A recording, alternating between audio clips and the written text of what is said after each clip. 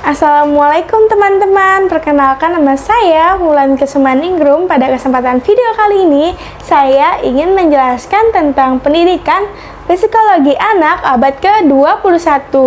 Nah, selanjutnya ada penggunaan teknologi dalam pendidikan. Jadi, perkembangan teknologi informasi yang semakin pesat di era globalisasi saat ini tidak bisa lagi dihindari pengaruhnya terhadap dunia pendidikan. Karena tuntunan global menuntut dunia untuk selalu dan senantiasa menyesuaikan perkembangan teknologi terhadap usaha dalam peningkatan mutu pendidikan, terutama penyesuaian penggunaannya bagi dunia pendidikan. Nah, khususnya dalam proses pembelajaran.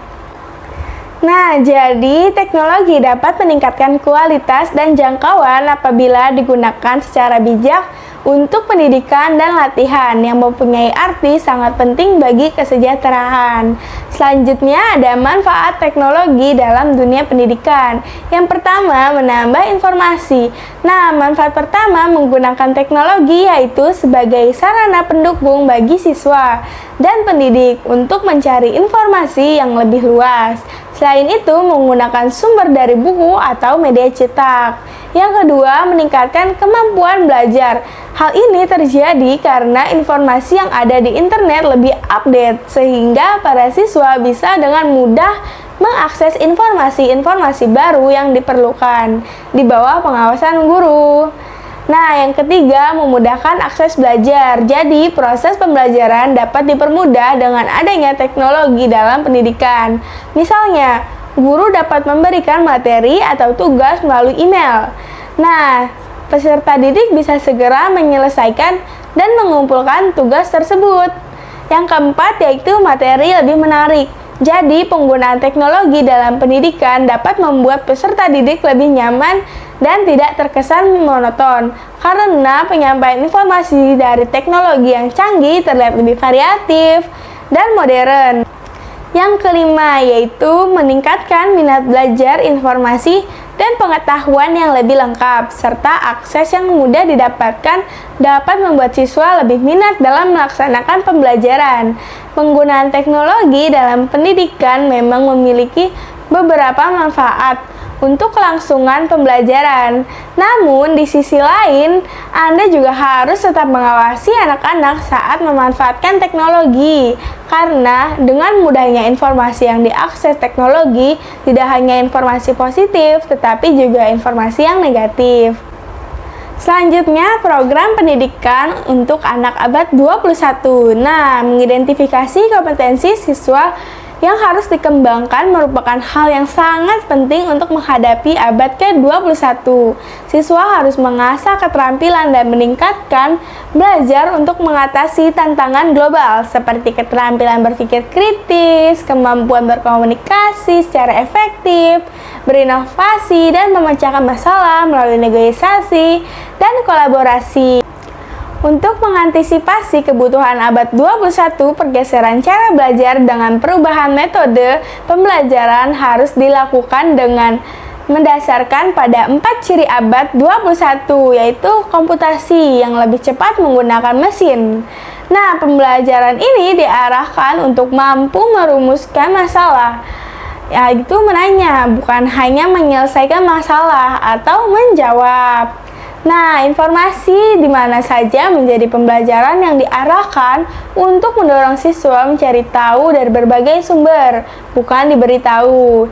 Nah, selanjutnya otomasi, yaitu menjangkau semua pekerjaan rutin, yang berarti pembelajaran diarahkan untuk melatih berpikir, menganalisis, pengambilan keputusan, bukan berpikir mekanis atau rutin.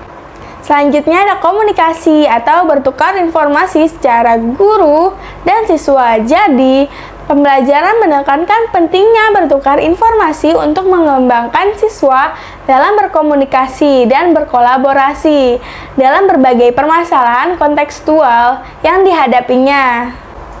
Selanjutnya ada keterampilan yang dibutuhkan guru abad 21. Yang pertama, mampu memfasilitasi dan menginspirasi belajar dan kreativitas peserta didik dengan cara mendorong, mendukung, dan memodelkan penemuan dan pemikiran kreatif dan inovatif. Yang kedua, merancang dan mengembangkan pengalaman belajar dan asesmen era digital. Jadi, merancang atau mengadaptasi pengalaman belajar yang tepat, yaitu mengintegrasikan sumber digital untuk mendorong belajar dan kreativitas peserta didik. Yang ketiga, menjadi model cara belajar dengan bekerja di era digital dengan cara menunjukkan kemahiran dalam sistem teknologi dan mentransfer pengetahuan ke teknologi, yaitu ada di situasi yang baru. Yang keempat, mendorong dan menjadi model tanggung jawab dan masyarakat digital, yaitu mendorong, mencontohkan, dan mengajar secara sehat, legal, dan etis dalam menggunakan teknologi. Nah, informasi digital termaksud menghargai hak cipta, hak kekayaan intelektual, dan dokumentasi sumber belajar. Selanjutnya ada tantangan guru abad 21. Nah, peran dan tantangan guru pada abad 21 yaitu keberhasilan pelaksanaan kegiatan belajar mengajar sangat tergantung pada guru. Karena guru merupakan ujung tombak dalam proses pembelajaran. Nah, bagaimanapun juga sempurnanya kurikulum tanpa didukung oleh kemampuan guru, maka kurikulum itu hanya akan tertulis dan tidak memiliki makna. Jadi, guru sebagai elemen utama dalam pendidikan memiliki peran sebagai berikut nih teman-teman. Nah, yang pertama, peran guru sebagai perencanaan pembelajaran. Keberhasilan dalam implementasi kurikulum dapat dipengaruhi oleh perencanaan pembelajaran yang disusun oleh guru.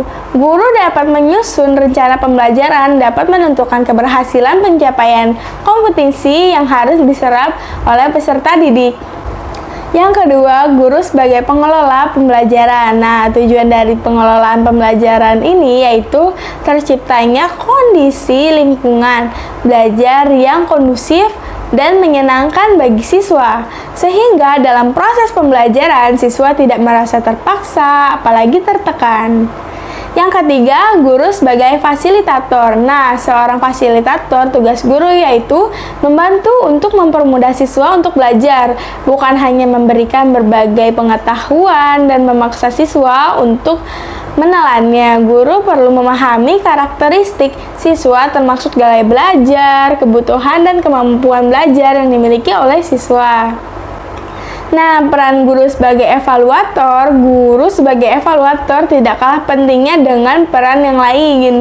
Dilihat dari fungsi evaluasi, guru dapat mengetahui tingkat keberhasilan peserta didiknya, diketahui oleh kelemahan dalam pembelajaran untuk menentukan tahap pelajaran berikutnya. Sekian penjelasan mengenai pendidikan psikologi anak abad 21, kurang lebihnya mohon dimaafkan. Kalau kalian suka, like video ini dan share ke semua teman-teman kalian. Terima kasih.